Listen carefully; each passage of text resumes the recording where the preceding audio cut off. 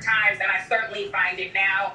I'm hopeful that you and other folks are having conversations that are correctly placing responsibility on those who swear to serve and protect the citizens. And I'm hopeful because unlike 6 years ago, we've got so much more clarity on the pathway forward. We know the data, we know the research, we can win, and we can get this done. Brittany Packnett-Cunningham and Radley Balco, thank you both so much for making time tonight. That is all in for this evening. The Rachel Maddow Show starts right now. Good evening, Rachel. Good evening, Chris. Thanks, my friend. Appreciate it. Thanks to at home for joining us this hour. Happy to have you here tonight. With more than 105,000 Americans dead from an ongoing viral epidemic that the White House has all but stopped working on now. The White House coronavirus response appears to be kind of over. The task force does not really appear to be meeting or doing anything at this point. The top American infectious disease official, Dr. Anthony Fauci, now says that he no longer speaks with the president or with the White House broadly about the response. With 105,000 Americans dead and states all over the country hitting record numbers of new cases as the epidemic keeps accelerating. New one-day records for numbers of new coronavirus infections now in California and in Texas and in Alaska and in South Carolina and in North Carolina and in Mississippi. With this unprecedented epidemic ripping through the country apace, and that's even before we've seen any impact from these mass protests gripping dozens of American cities, posing potential super spreader viral threats as well as threats to life and limb.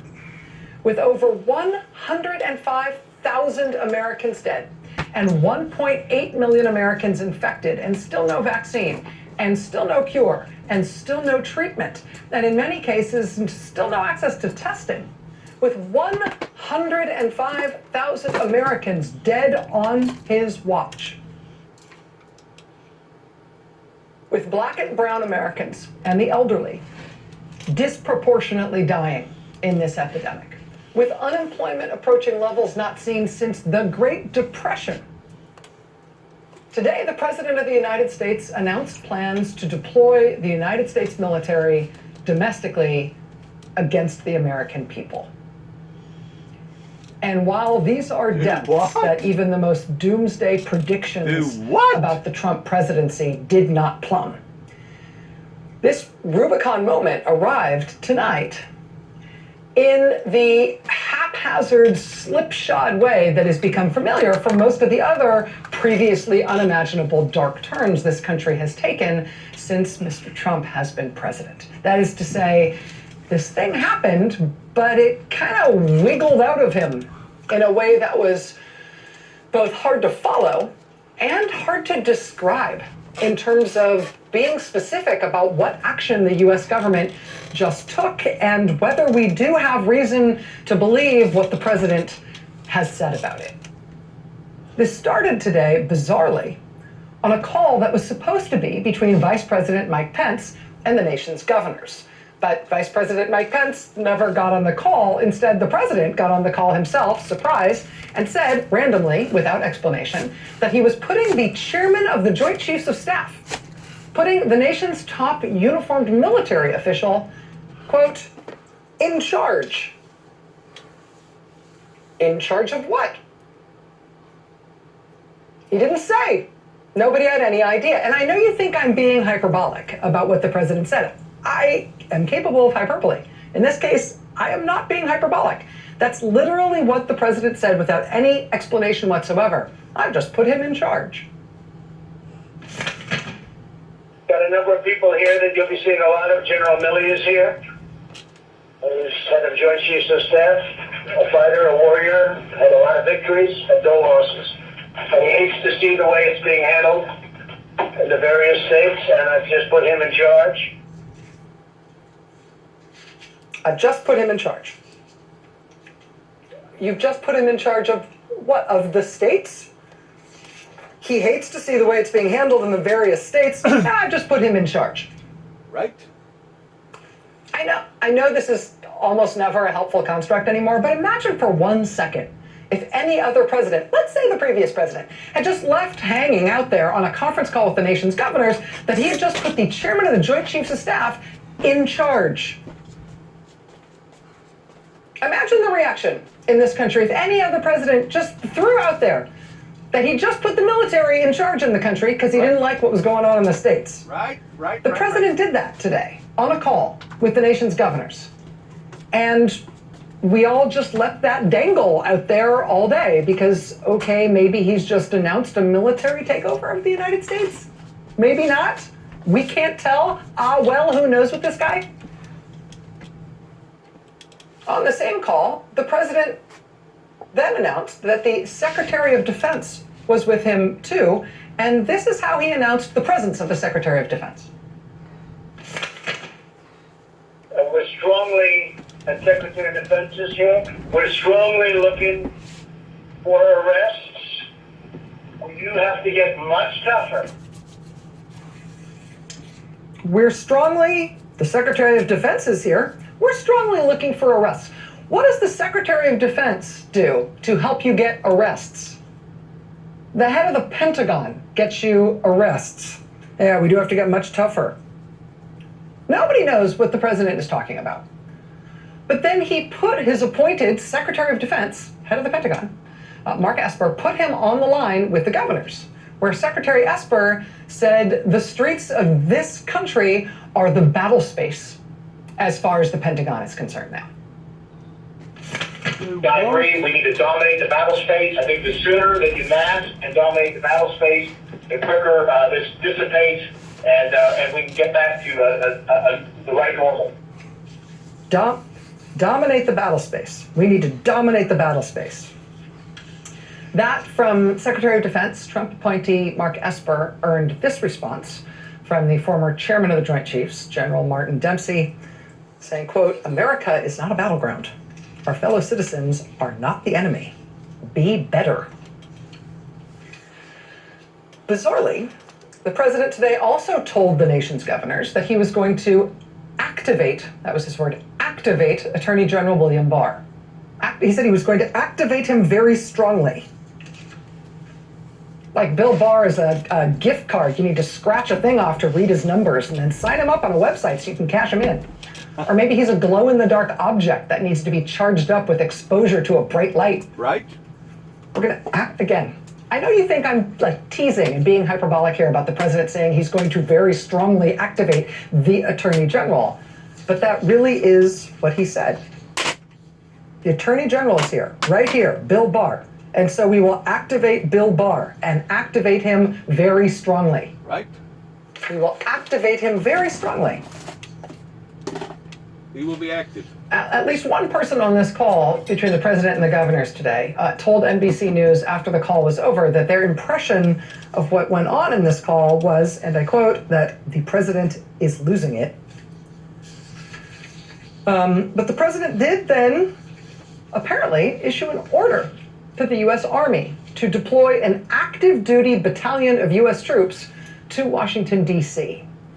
Now, the reason he did this in D.C., we're going to get some expert guidance on this, but as far as I understand it, the reason the president did this in D.C.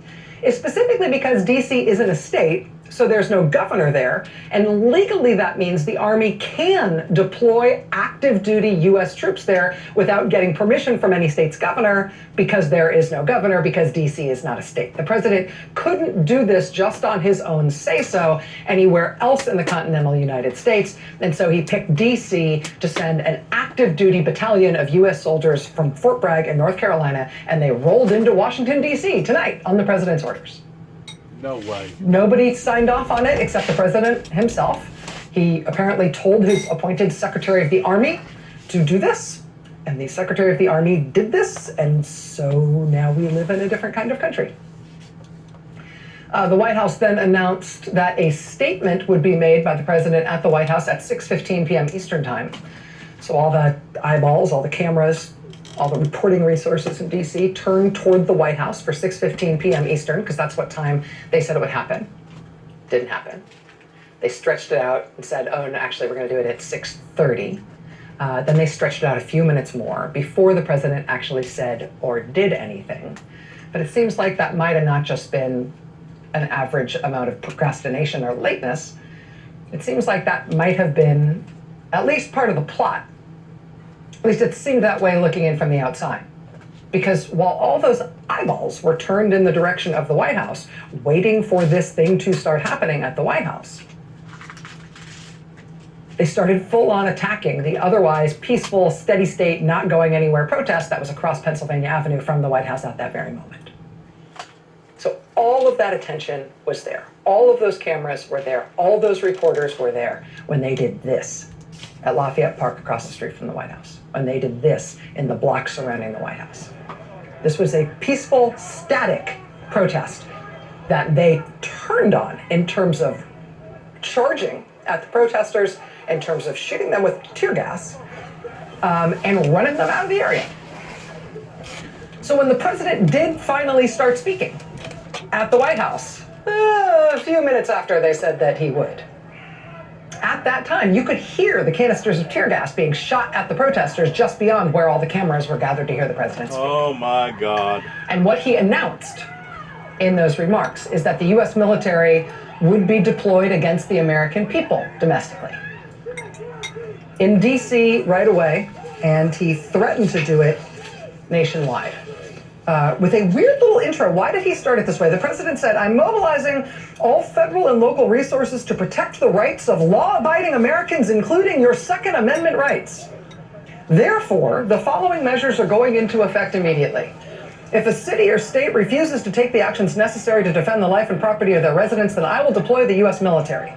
I'm also taking swift and decisive action to protect our great capital, Washington, D.C. As we speak, I am dispatching thousands and thousands of heavily armed soldiers, military personnel, and law enforcement officers."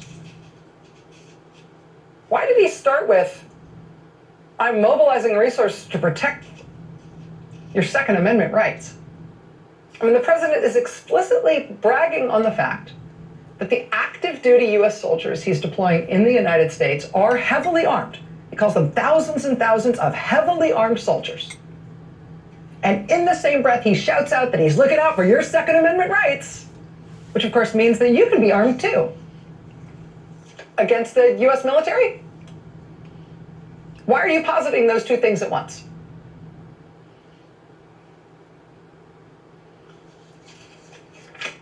Best case scenario here is that the president is having a weird, I went to a military-themed boarding school for rich kids fantasy here, out loud. And they, cleared the streets outside the White House in that dramatic fashion so he could have his better photo op when he walked over to a church that had been affected by the violence in the streets, and he could show off, and he wanted the moment. So, best case scenario here is that the president wanted this theatrical fantasy here with no understanding of what it means to deploy the U.S. military against the American people. Best case scenario is that that's what he's doing and why, but the actual U.S. military is not going to play these reindeer games. I mean, the worst case scenario is, this is right up there on the list for as bad as it gets. So, sort of have to hope that this is the president doing this on his own. And he's not going to get what he wants, at least what he says he wants. NBC News was first to report tonight that the president was considering invoking the Insurrection Act of 1807, which would allow for him to call up the active duty U.S. military for use on U.S. soil against Americans without the permission of state governors. Right? The reason that he acted to deploy the U.S. military in D.C. and not in another state is that you need a governor's permission to do it in a state under something called the Posse Comitatus Act, which says you can't use the U.S. military domestically in any sort of law enforcement capacity on our soil. Right. That's the restriction there. That's why you did it in D.C. You otherwise need a governor's permission. But if you invoke the Insurrection Act of 1807, that at least theoretically could be this president's way around that. And that's happened in specific and geographically specific things before. Rodney King riots in Los Angeles, or responses to specific hurricanes. Individual moments in time, and individual moments in time that were geographically specific and constrained. The president is going to invoke the Insurrection Act of 1807 to deploy the U.S. military coast to coast wherever he wants to, wherever he feels like he needs to, That's a different thing. If that's what he's doing, and he is saying that's what he's doing, legally, he would first have to issue a formal proclamation that, according to the law, would have to order the insurgents to disperse and to retire peaceably to their abodes with a limited time. It's that weird kind of clunky language because it's the Insurrection Act of 1807. A formal proclamation ordering the insurgents to disperse and to retire peaceably to their abodes. That's what he'd have to do in order to invoke that act. That's what the law says. The president spoke tonight as if he has done that, as if he is actually invoking the Insurrection Act to use the U.S. military against U.S. citizens here at home. He's talking about it as if he's done it, but nobody seems to know if he has actually done it. According to new NBC News reporting tonight, not even the Pentagon knows if he has done it. Because maybe, with this president, you always have to consider the possibility that he's just talking, or maybe he's not. Maybe this is it. Joining us now by phone is Courtney Kuby, who's NBC News correspondent for national security in the military. Courtney, thanks very much for making time to talk to us on this strangest of all days. Thanks, Rachel. So I'm talking about this in stark terms because I think this isn't a marginal development. This seems like something worth taking seriously. But I have to ask you if we have any clarity yet on the basic question of whether the president is actually invoking the Insurrection Act so he can deploy the active duty military on U.S. soil outside of D.C. So, Rachel, all day long, my colleague Carol Lee and I have been tracking that the president has been warming to the idea of actually using the Insurrection Act around the country. It doesn't seem that he's invoked it yet, but what I took his Rose Garden statement to be is him threatening the governors to say, look, if you guys don't start bringing in more National Guard troops and put a stop to these protests, then I will invoke the Insurrection Act. The confusing part is what's going on in Washington, D.C. tonight, as you mentioned, because it's a difference than the states. There wouldn't have to be a governor who would request these forces. It's not clear whether he actually had invoked it for D.C. What we believe is happening at this point is that if he's bringing in any active duty troops into the District of Columbia, they aren't performing classic law enforcement missions, so they wouldn't actually be violating the Posse Comitatus Act. So both of these statutes are very confusing. The Posse Comitatus Act, as you said, it prohibits any active duty troops from performing any law enforcement mission anywhere inside the continental U.S. But if he were to invoke the Insurrection Act, then that would essentially go to the wayside, and he could use active duty troops for law enforcement. Just to complicate it even further, there are some basic response to protest kind of things that the troops could do without violating Posse Comitatus, and that is things like crowd control. They can actually still help the local law enforcement in some cases in these protests without violating Posse Comitatus if the president doesn't invoke insurrection. So it's really murky. And when he came out to the Rose Garden, we thought we were going to get a declaration of what he was doing, but instead we got a lot of very vague language about thousands of troops and law enforcement that were being deployed around the country. Because this is such a serious thing for us as a country, because it's such a serious prospect in terms of our republic, us not having clarity on it is unsettling, especially after the president made public remarks about it that were, as you know, it's supposed to be clarifying.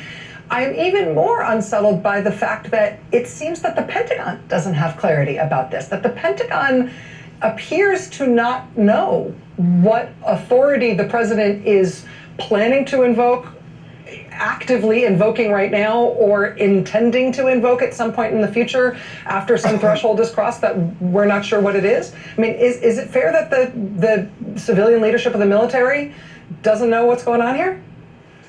The only way I can explain is it seems there is a very small group of people at the top who know what's going on, and it's just not trickling down.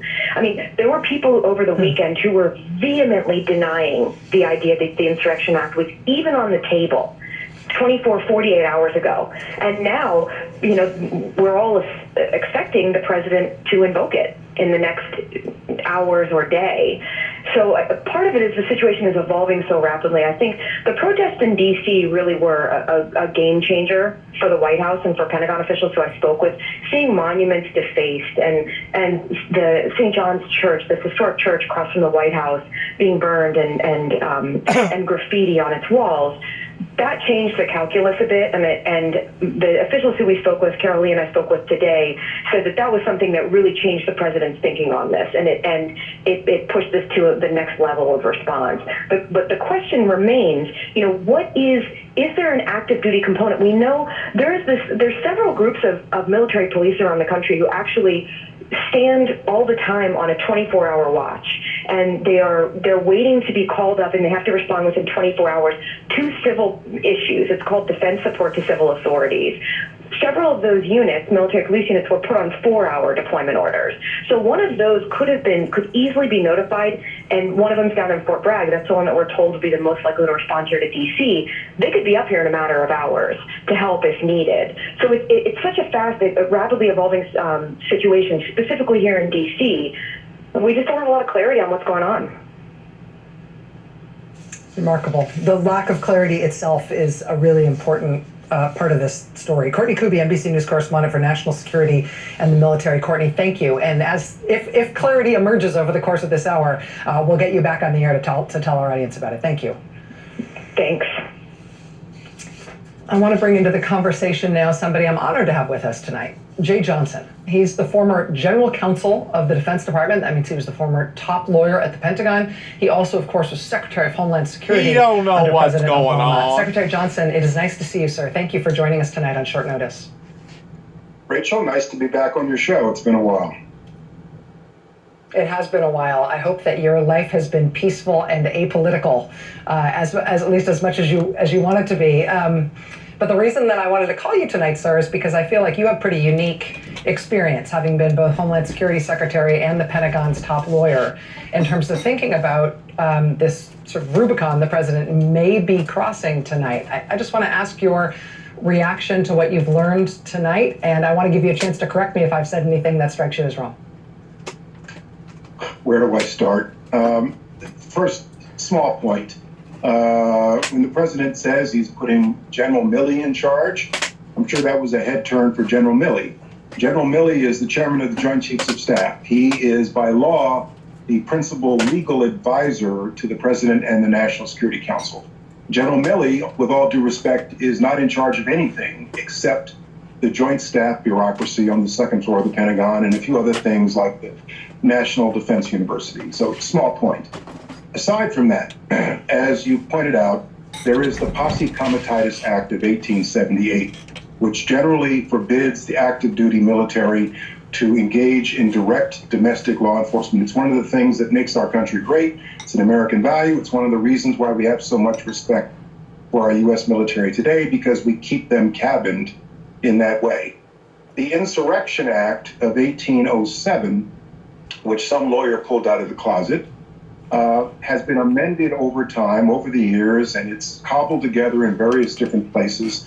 But the Insurrection Act is something that empowers the president to commit the active duty force domestically, but essentially when all else has failed. It is a measure of last resort. When state governments have failed in their law enforcement mission, when state court systems have melted down, like, for example, when there is violence on the streets and states refuse to abide by a federal court order, in those types of circumstances, which are clearly not applicable here, the violence is widespread, the violence is serious, but we are not at a point, I think we're far from a point, where state law enforcement, with the help of the National Guard under state control, can deal with it. I think we're a very long way off from invocation of the Insurrection Act. If the president were to try to invoke the Insurrection Act, is every step of that within his own authority? I know that he has to, at least as far as I understand it, not as a lawyer, but he has to issue some sort of formal declaration, a sort of order telling people to disperse, giving people a chance to stop doing what they're doing, which is the basis for him potentially invoking this act. But then he could, under his own steam, just do that and thus invoke the act and thus order the military to follow his orders. There's nobody else who can stand in his way for doing this, is there? There is a reading of the Insurrection Act that suggests that you need not wait for the states, for a governor, for a state legislature to request it. You must issue some sort of proclamation with a finding, but the circumstances here, as serious as they are not present that permit insurrection, the use of the Insurrection Act. The states have not failed in their mission, and any national security lawyer, ranging from the ACLU to the Federalist Society, will tell you that, who's worth a darn, frankly. In terms of the way the president sort of rolled out this concept tonight, as I was just discussing with Courtney Kuby, there's a lot of ambiguity as to what the president, not just what he means, but what he has done, including there seems to be, at the Pentagon, no real sense of what authority the president is invoking now or planning to. Can I just ask you, having served as a cabinet secretary, having served in the capacity that you did in the Defense Department, what do you expect from the Defense Department right now? What do you expect from the military with the president making these kinds of public statements and talking about soldiers being used in the way that he talked about tonight? Is this a situation where we should expect either civilian appointees or senior uniformed members of the military to stand up and have to say no to the president? Rachel, that's a very good question. Frankly, if I think Jim Mattis were still Secretary of Defense, we'd see real pushback to this. I cannot speak to the current Secretary of Defense because I do not know him. I do know a whole lot of civilian and military lawyers in the Pentagon right now who understand the implications of the invocation of the Insurrection Act and know its proper application. And that's across the spectrum from all sorts of lawyers I know in national security. And so normally when you do something like this and you issue a military order to deploy the active duty, there's a lot of planning, there are rules of engagement that go into it, and military personnel down the line, down the chain of command, have to understand what they're being asked to do. You can't do this on a moment's notice without close consultation down the chain of command. Jay Johnson, former Defense Department General Counsel, former Secretary of Homeland Security in the Obama administration. Sir, it is an honor to have you here tonight, especially on this strange and dark day. Come back soon. It's been too long. It's nice to have you here. Thanks, Rachel. All right, we have much more to get to here tonight. Live images you've been seeing from protests ongoing tonight around the country. Stay with us. I'm not going to allow you to leave.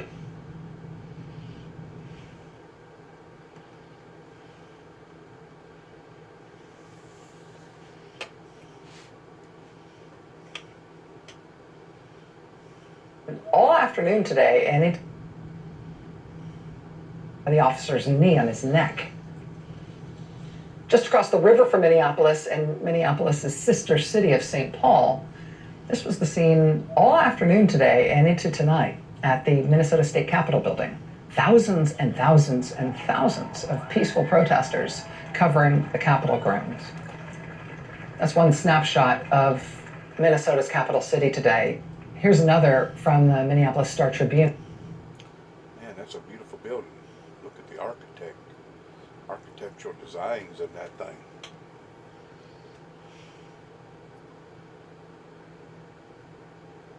Whoever done that put a lot of thought to it.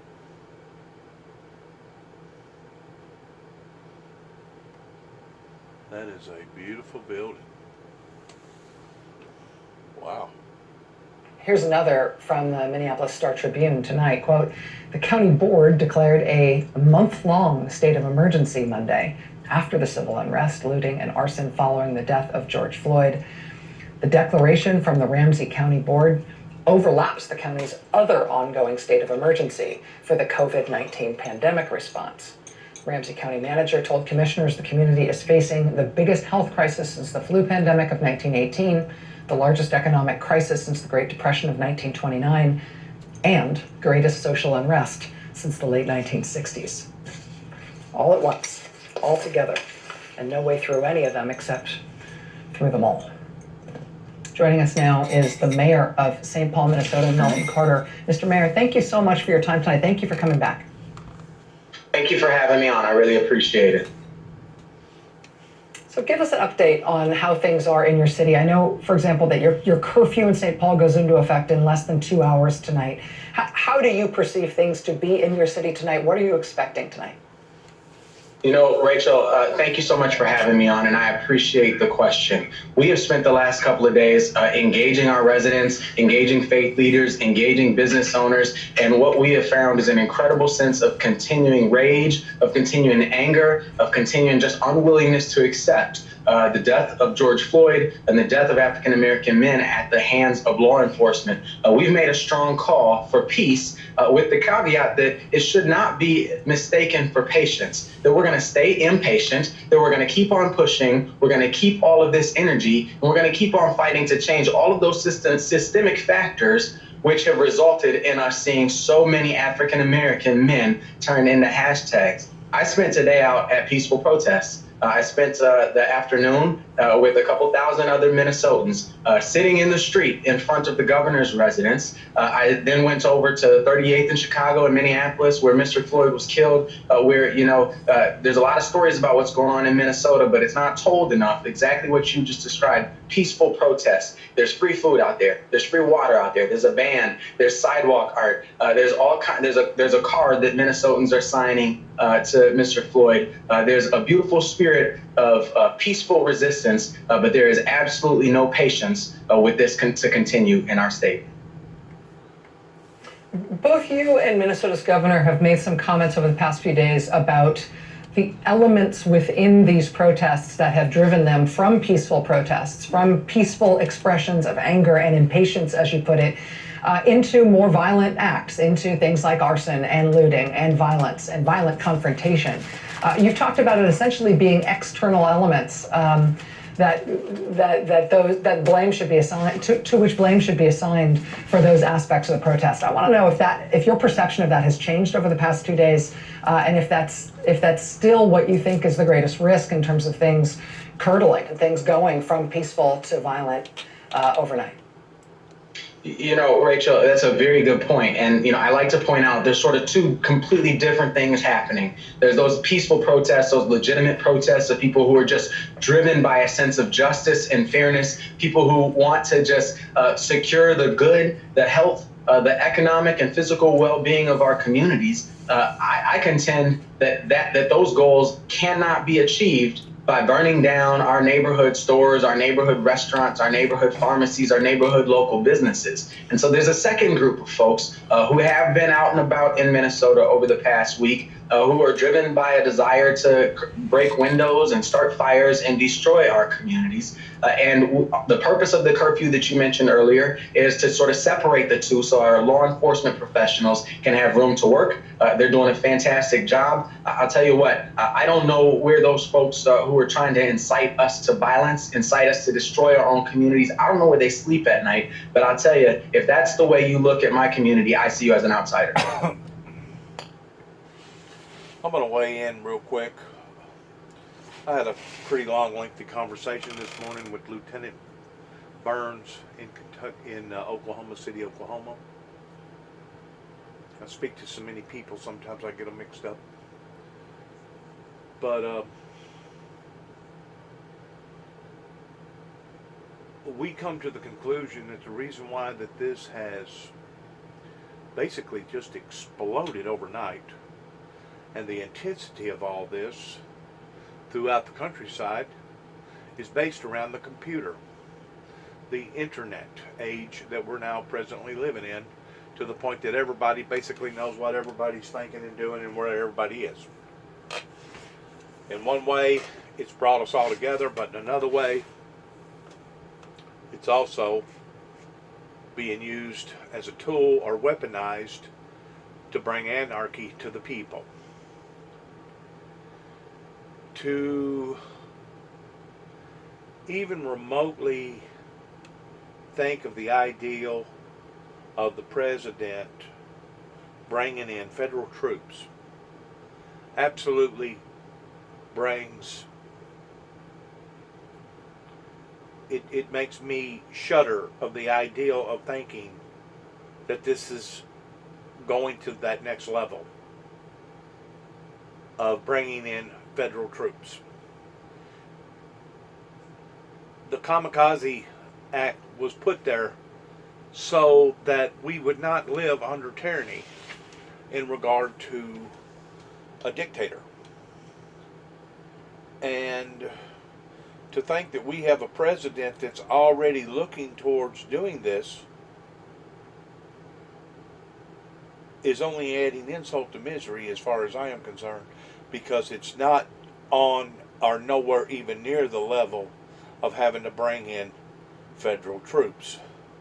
Now, if the whole city was on fire, if they was destroying everything in its path, and there was hundreds and thousands of people that was dying every day because of it, then it may be acceptable to pull something like that off of the shelf in the Patriot Act form towards being able to bring stability and some sort of order into this country. But you keep in mind, whenever you have this many people that has went through what they have went through, and this has been a learning curve for all of us pertaining to this pandemic, shutting down restaurants, shutting down factories, shutting down everything. Shutting down everything. And now all of a sudden people are realizing, my God, we've been had. We've been had. You know, so what? I got a stimulus check.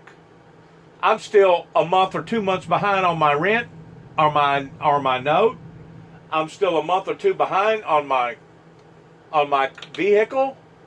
I can't make my college payment. I can't make my hospital payment. The people are waking up and realizing, looking at all these different numbers of $25 trillion in debt, 2.3 incarcerated prisoners in jail, local, state, and federal, and looking at all the corruption throughout the politics, understanding that all they're going to do is raise the taxes on the working class. They're in shock. Society right now is in shock because of what that they have experienced and what that they are looking at. And to me, to bring in federal troops would be an insult to injury towards exacerbating the problem that much even worse. Like I said, it would be different if there was a death count of 150 to 300, 400 a day, 1,000 a day, just based around violence and heavy protesting and people shooting and killing and ravening and raging. You have to give the states time to become conformed in what has occurred here and looking at it from an eternal, fundamental, psychological aspect. You have people that are going through a phobia, germ phobia, on top of now a government that's out of control phobia of not trusting the government. And if you don't watch, this tight line that the federal authorities pertaining to the president is walking is a very, very delicate, tight line walk that he could actually provoke and exacerbate the problem into an actual all out and out confrontation. This is how I'm seeing it. this is how other people are engaging it. You take a society, a Jerry Springer society that has been so used to getting their way, but at the same time you take a society that has struggled and struggled and struggled for every dime that they have. I mean, no wonder looting and villaging across the nation is becoming more predominant, because people are tired of being bamboozled. They are tired of the system not taking care of us, and that's supposed to be the whole reason in behind them taking out taxes on the working class, is so that the system would work for the benefit of the people, not for the benefit of one particular entity pertaining to either the state or the federal government or the rich people. The government is supposed to work for the people. It's not supposed to control the people. It's not supposed to dictate to the people. It's not supposed to be a tyranny to the people.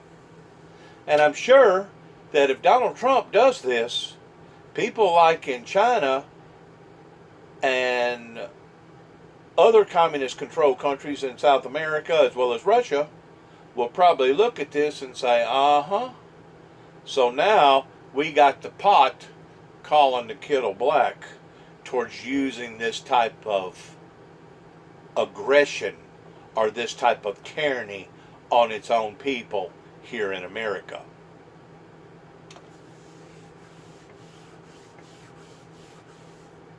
That's my opinion. I have a right to my opinion. And that's the way I see it. Now, if it reaches a boiling point in a town, in a community, in a state, in a city, and the governor reaches out to the president and says, Mr. President, we're going to have federal assistance. Please, could you issue some troops down here? Then that would be on a different level of distress. And at that point in time, I feel like that the kamikaze laws would be readjusted due to the case-by-case situation that was unveiling itself to the American people and the rest of the world. And then under the Patriot Act, there would be severe, swift justice that would have to be dealt with. Now, once more, this is my opinion about this. I know that the system is broke. Most everybody else knows the system is broke. And unless you are rich, or unless you have been born with some sort of silver spoon in your mouth pertaining to the 99 percenters, odds are you're suffering, and you're suffering immensely. And if you're not suffering financially, you're probably suffering emotionally. If you're not suffering emotionally, you're probably suffering psychologically. You're probably suffering in some sort of way right now pertaining to the 99 percenters. Who the people ought to be lashing out at is the people who has caused this to begin with, of those who took advantage of the system and those who didn't keep their eye on the ball going back 3 or 4 administrations. Those should be the people that the people are attacking. They shouldn't be attacking the police officers, and they shouldn't be attacking, by and large, innocent storekeepers. But the point that I'm trying to make is this, over all of this, is that I'm beginning to see a new concept of biblical Bible prophecy whenever it talks about a great sword. You know, I looked at that for a long, long time in Revelation chapter 6, verse 3 and 4. A great sword. You know, you have some highly sophisticated metal swords that are price range 30, 40, 50, maybe even $150,000 because of their quality or because of their historical value. But whenever it speaks about a great sword in the Bible, I questioned while I was up fasting and praying for a revival up in Land Between the Lakes, that is this sword going to be great just based upon all the persecution that I have went through in trying to submit this sword to not just the American people but the world pertaining to biblical Bible prophecy? Not just the fact that I was up in the woods fasting and praying for a revival, but the fact of me being persecuted and basically framed or set up by various institutions or organizations around either in Tennessee, Kentucky, or Oklahoma. Is this what's going to make this sword great? But as I'm seeing these things start to unravel here in America, based around drug addiction, based around gun laws, based around the internet pertaining to social media, I'm beginning to understand why that it speaks about how that this sword will be declared as a great sword in the eyes of not only the people, but in the eyes of the Almighty, because it was the Almighty who inspired John the Revelator on the island of Patmos of writing about a great sword. So obviously that even the holy angels, the heavenly kingdom, seen this event, seen this moment and time that we're presently walking off into as it being a great sword to bring some sort of peace and utopia to society. If I'm overstepping this, in which I don't think I am, please forgive me. But if I'm doing anything, I'm being too conservative with the fact that it speaks about a great sword, a great instrument, a great tool. And there has to be some sort of reasoning in behind why that the Holy Spirit would have enlightened John in his writings, a writing about this great sword pertaining to the very time frame that we're in right now. This is engaging in biblical Bible prophecy. A story above and beyond most other stories was only part of it. But now, as my eyes is being opened in the year of the Jubilee, especially if the president is going to reach up off of one of the shelves under the Patriot Act and grab up a tool to possibly use to either dominate or to hopefully bring forth safety and security to that particular region, this could spell something beyond even the 1960s civil rights movement. This could really get intense really, really quick, especially the type of crowd that you're dealing with today, which is basically that Jerry Springer crowd. That Jerry Springer crowd that really could care less about everybody else, and it's only me, I. What's in it for me? What's in it for I?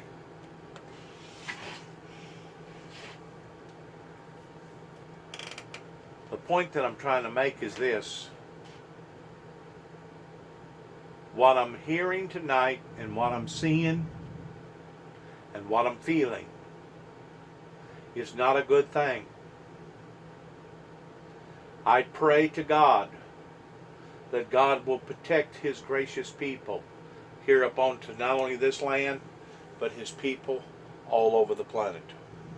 And I pray to God that Mr. Trump and those that hold authority over us will be very, very cautious before they do something that will be an irreversible act, the way that not only the people will see it, but the way that the world will see it.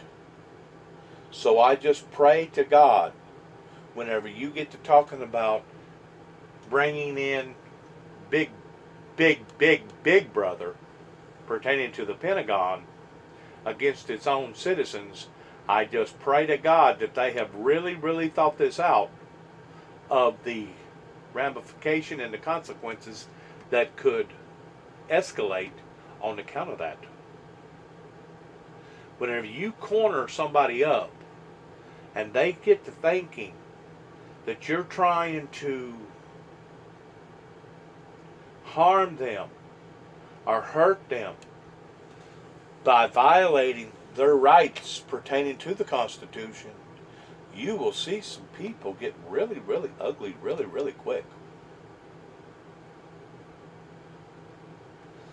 Because as much as people don't act like that they understand the sacrifices that was made for the red, white, and blue, I guarantee you the most majority of them do know. They may not act like they know. They may put on an act like they don't know or like they don't care.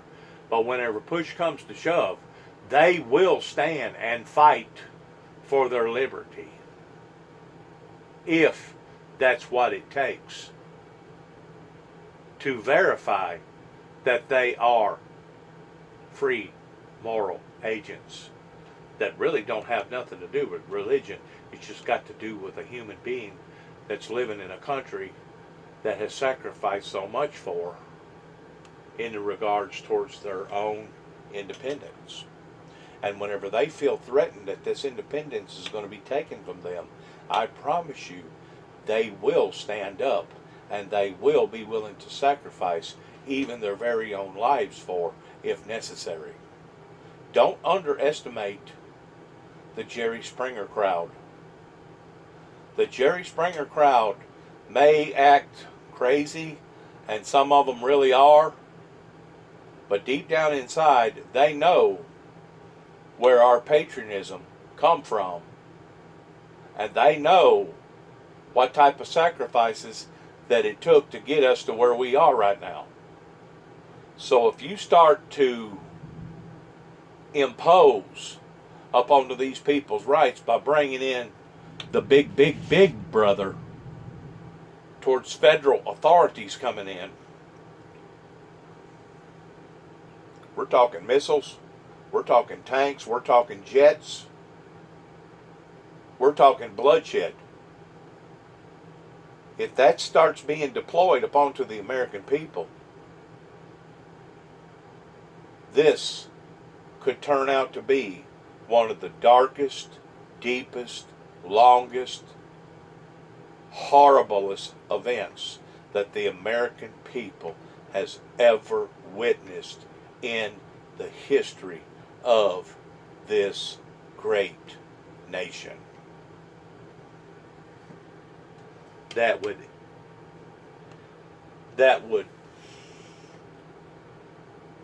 escalate above and beyond any other war, including the Civil War, or the war with the Native Americans, or the Spanish Revolution War. That would escalate above and beyond any war that we have ever had in the past upon these grounds. If that's what the president is itching for, in exacerbating the problem, because the system is broke, if that's what the president is itching for, I'm afraid and fearful for his life. Because whenever things gets this down and dirty, there is professional people out here who have been engaged with the military that at a dime's bucket, at a flip of a hat, would be willing to be that lone wolf in trying to end tyranny here in this country. There's probably 1,000 or more of professional marksmen that would be willing to stand up to the plate and say, enough is enough. And they would do their thing. And they're trained. And they have guns. They have guns that would shoot probably a mile accurately. Secret Service can't protect the president. There is limitations in how far that the Secret Service can protect the president. And whenever he's out in the open like this, you know, you just look at what you're looking at right now. Look at what you're looking at right now. You're looking at a bunch of people sitting on grass, right? Wrong. Very wrong. There's all kinds of vulnerability in these trees. Trees. All kinds of vulnerability in these buildings. Any one of those windows could have a sharpshooter or marksman in it. Any one of these vents up here or up here. Even go all the way over here to this building right here. We've got guns, or they got guns, that will shoot accurately from this distance, which is about a half a mile. Boom! And blow that guy's head completely off his shoulders. Boom! Blow her head completely off her shoulders. They have got weaponry out there that will gauge the humidity in the air. Not counting the air, the temperature of the air, but will gauge every aspect and element of its atmosphere.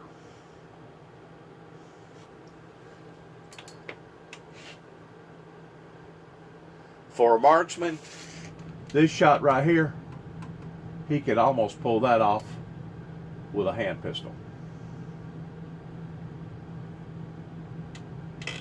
This shot here, a small caliber gun, as small as possibly a 30-06.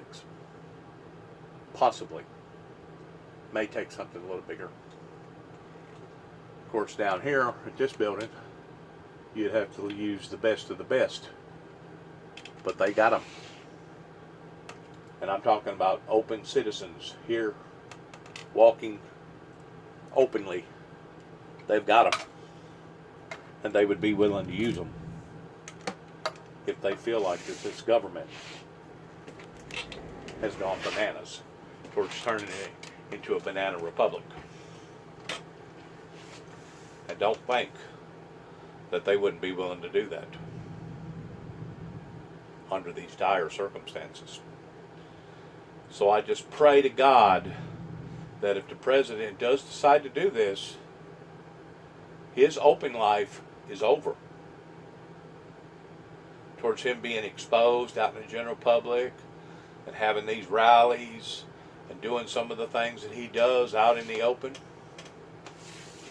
Because Secret Service's job is fixing to get a whole lot harder in protecting this guy if they do what they're talking about doing tonight in basically declaring federal martial law. And I hope and pray to God that that don't happen. And I hope and pray to God that it don't resort to having to do something like this. But the bottom line is this: the system is tainted. This is the very thing that Donald Trump run on, pertaining to draining the swamp. Now let's see Donald Trump drain the swamp. Now, is Donald Trump going to trade one dictatorship for another? Or is Donald Trump truly going to drain the swamp towards getting rid of the people and making the people pay, consequently, that caused the swamp to become such of a swamp? These are very, very serious matters that we're all living in right now, that just at the poof of a wind blowing could go from calm and peaceful to violent and hostility just within a matter of a few minutes. We have seen that again and again and again throughout these major peaceful protesting events that all of a sudden turn sour and bad just at a drop of a hat. Just at a drop of a hat.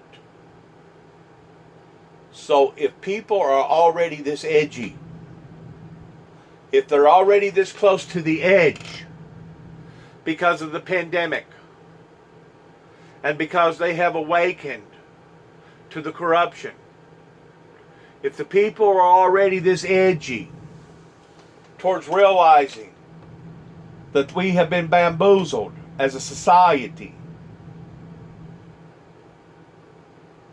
don't you think if these people start seeing military planes and jets and big tanks, full-fledged artillery in their presence, that it's going to exacerbate the problem even worse? As I said a while ago, it would be different if the governor or the lieutenant governors called upon the president and said, we need help down here.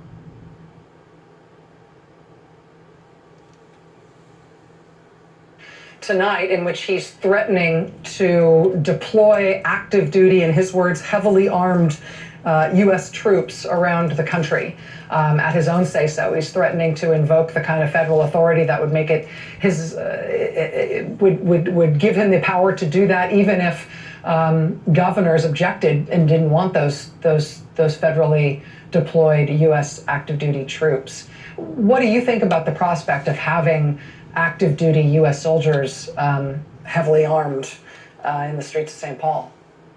What was that movie? Wayne's War? Wayman's War or something like that? Where this one person took it upon himself to provoke into an actual war.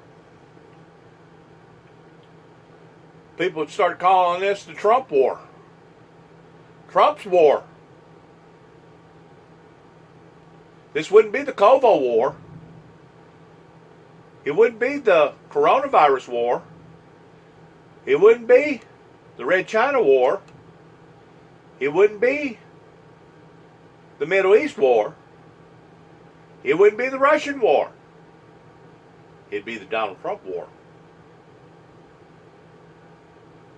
I hope to God that he prays about this before he does something on this level, because this will change the ball game all the way around in every perspective. You talk about danger, you put those guys out there that's basically hired to go up against their own citizens, and we the people are the ones that gave them the money and gave them the training to be who they are, and now you're going to turn them against us? You better watch it. People would take this serious. This will be the same thing what's going on over there in China right now, towards that dictatorship. And we see how that's still unveiling itself. And I'm sure the people, the officials in China are the very ones that put this coronavirus out to try to seize, slow down, stop that aggression that was happening over there. And instead of just harming one or two of us, it harmed the whole world. We're paying for the consequences of what China done to their own people all over the world. Now they'll tell you that they didn't have no lab. And they'll tell you that they didn't know what this virus was.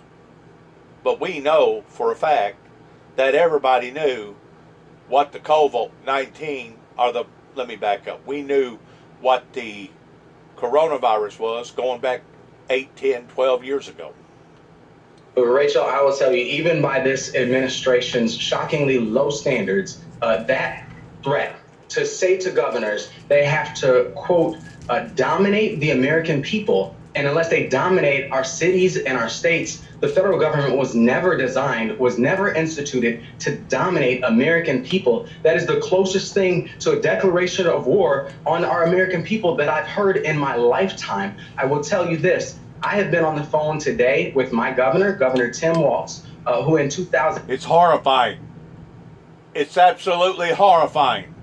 2008, as a U.S. congressman representing District 1 in Minnesota, was the lead author of the reestablishment of the Federal Insurrection Act, which basically restored what the Bush administration cut out from it. Governor Walz, who again was the lead author of that act, has guaranteed me that in Minnesota, we're not doing it. We're not federalizing our troops. Melvin Carter, Mayor of St. Paul, Minnesota, thank you for your time tonight. Thanks for making that news actually here on our air. Again, our hearts go out to you in your city tonight. We're praying for a peaceful night and a good resolution. Be well, sir. Thank you. Thank you very much. All right. Much more to get to here tonight. Stay with us. As a struggling actor, I need all the breaks that I can get. Thank you for listening. Liberty Butchamug. Liberty Bibbity. From the Windmill Ministries Liberty here at Mutual 291 Customization. Thompson Road. And good luck to all of us. As we say and say again, shalom.